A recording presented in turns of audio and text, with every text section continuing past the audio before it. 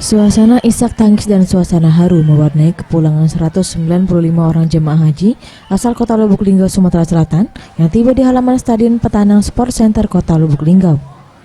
Tampak ratusan warga baik kerabat maupun keluarga jemaah haji ini menyambut kedatangan jemaah haji yang ditunggu mereka sejak pagi.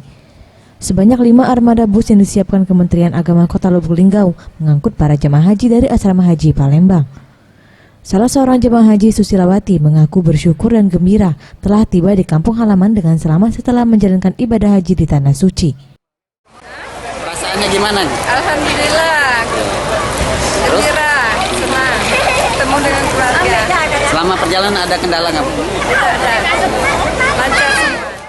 Sementara itu, Kasih Haji dan Umroh Kemenak Kota Lubuk Linggau, Hasbi Saidina Ali, mengatakan kepulangan jemaah haji asal Kota Lubuk Linggau tercatat sebanyak 195 orang dari jumlah keseluruhan 203 jemaah. Alhamdulillah, jemaah haji Kota Lubuk Linggau hari ini berjumlah 195 orang. Ya.